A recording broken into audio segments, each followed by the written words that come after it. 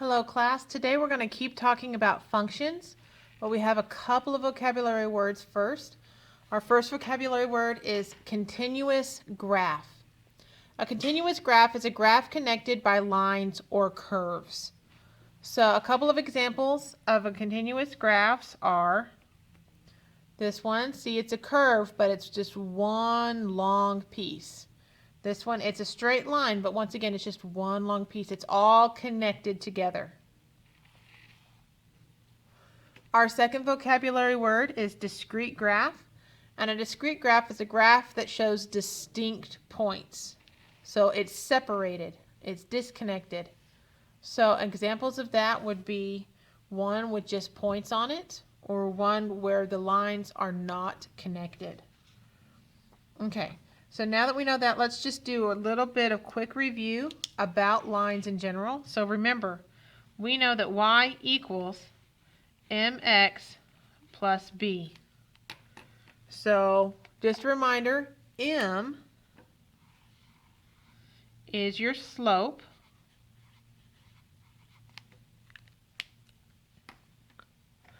and b is your y-intercept.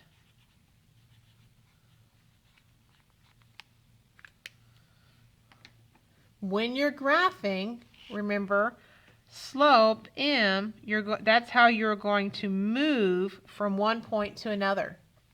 Your y-intercept, your b, is where you're going to begin graphing. Okay, so now that we've reviewed that, go ahead and take your paper that has your two graphs on it and tape or glue them down. We're going to practice graphing for a moment.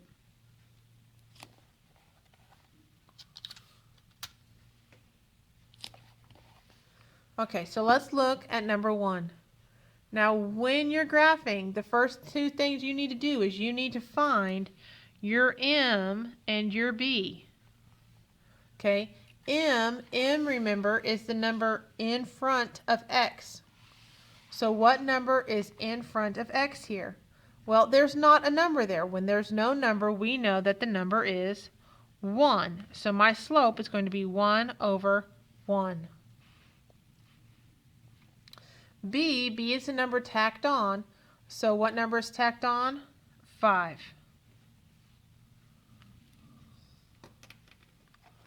So remember, B is where I begin. So I'm going to begin at y equals 5. So I'm going to go on my y-axis. I'm going to count up to 5. 1, 2, 3, 4, 5.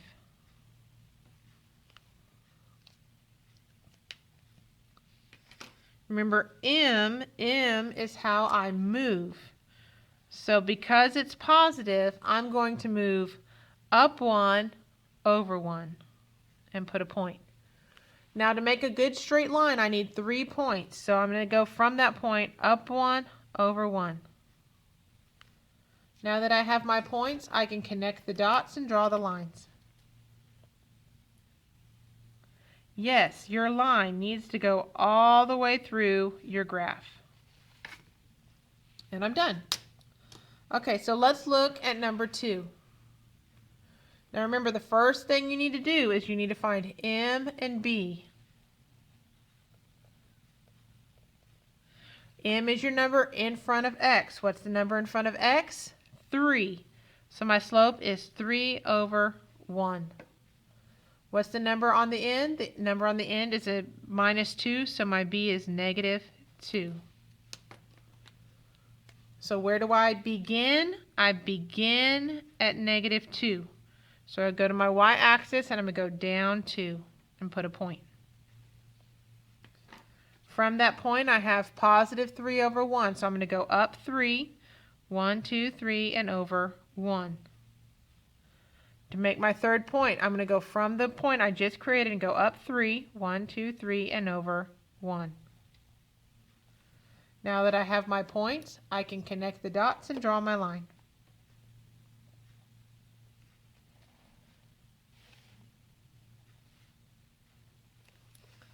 Okie dokie.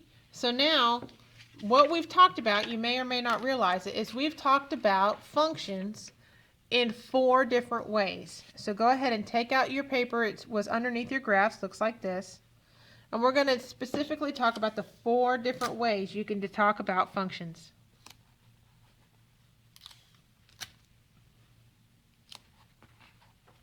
Okay, the 4 different ways you can talk about functions. You can talk about them in an equation. You can talk about them on a table. You can show them on a graph, or you can put it in words. Okay, so now let's talk about an equation. We've been doing this for a couple of days now, so let's look at our situation. A satellite cable company charges an installation fee of $50 plus an additional $35.95 per month for service. Okay, so I want to write an equation. So to find my slope, I'm looking for my multiplying word, which in this case is per. Okay, so I'm going to know that I'm going to have y equals 35.95 x. Now we have an extra number here, and it even tells us that we're going to plus 50. So we've been doing this. All I'm doing now is tacking on a 50 to the end. There we go. We have our equation. Now what we can do is we can use our equation to create a table. And it tells us that we want the total cost for 1, 2, 3, 4, or 5 months. Okay, so let's go ahead over here to our table. So here I'm talking about months. Here I'm talking about total cost.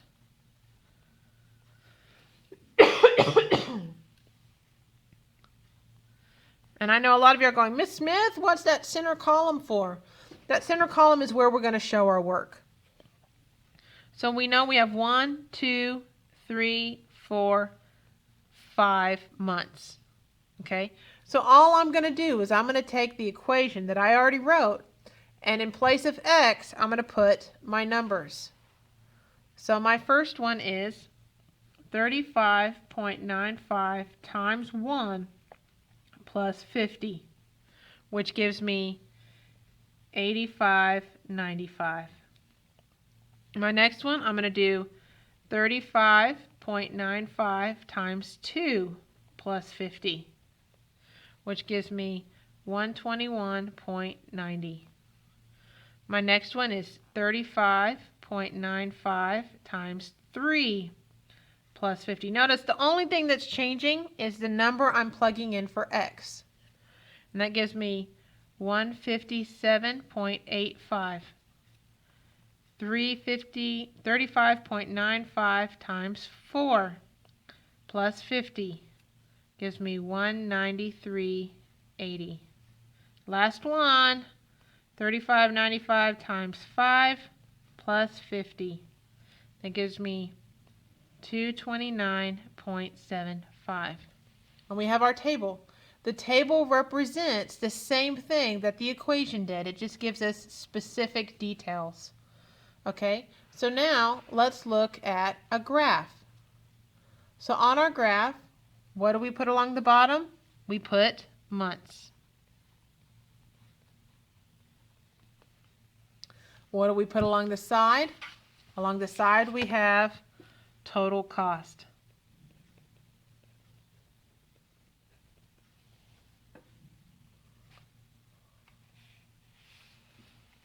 Okay, so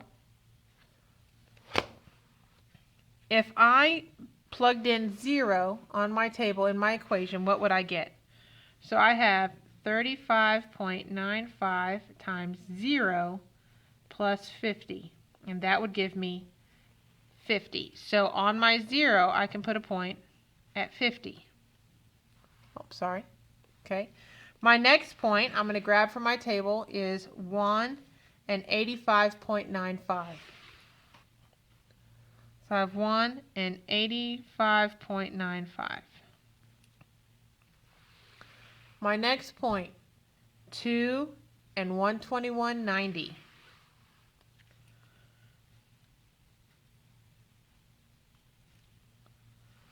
My next point, 3 and 157.85.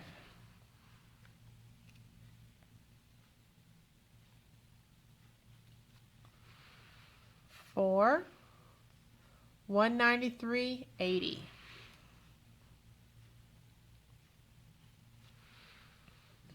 And 5, 229.75. So what kind of graph is this? A discrete or continuous? That's right, it's a discrete graph.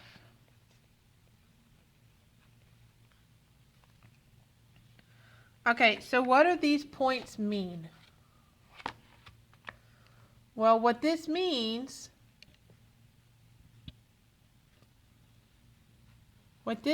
is that we're paying $35 per month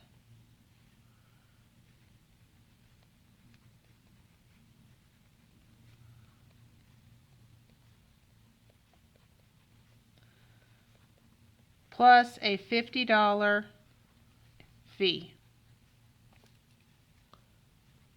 Okay, so those are the different ways we can talk about functions. So now we're going to do a little bit of a review and talk about proportionality.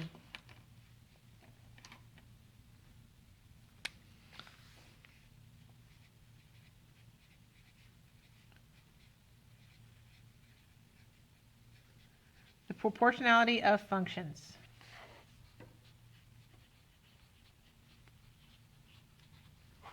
Oh, let me zoom out a little bit so you can see that. Okay, you're going to need your other paper for this one. So, and this should be a little bit of a review. So take your paper and we're just going to glue or tape it down.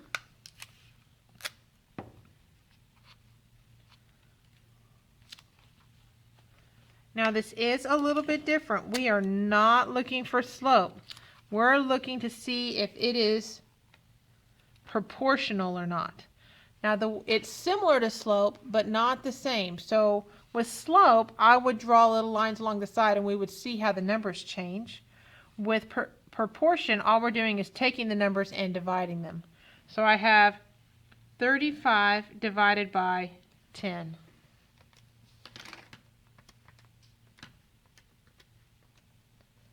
Which gives me 3.5.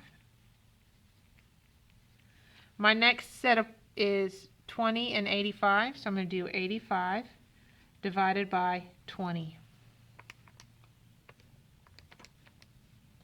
which is 4.25. Oh, sorry, 4.25.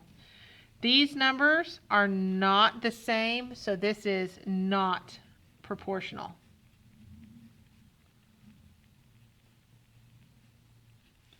These numbers need to be the same.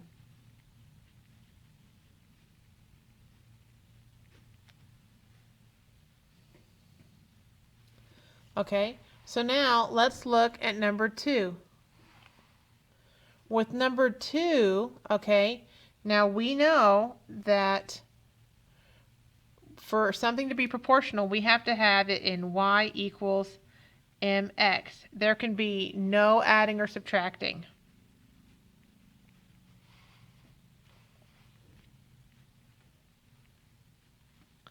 We can't have any adding or subtracting. So if we look at number 2, is that proportional? No. Why? Because we are adding 3. So this is not proportional.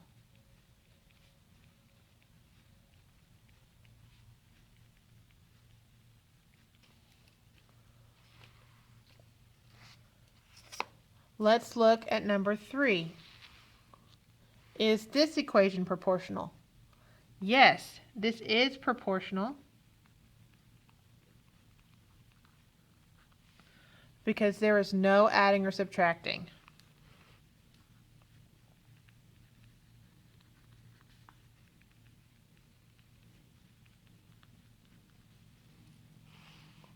Okay, so now we've seen how to find proportionality from a table. We've shown how to do it from an equation. So now let's talk about how to do it from a graph. From a graph, you need 2 things to happen. It needs to be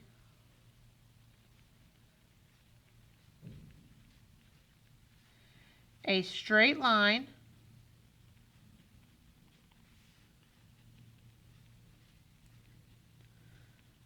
through the origin. And if you remember, the origin is 0, 0. So let's see. If I connect my dots here,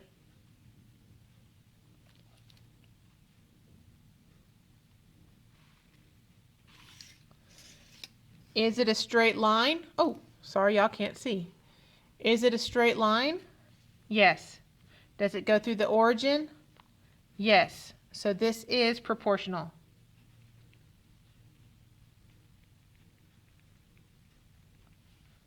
Okie dokie. That's it for tonight. Have a great evening.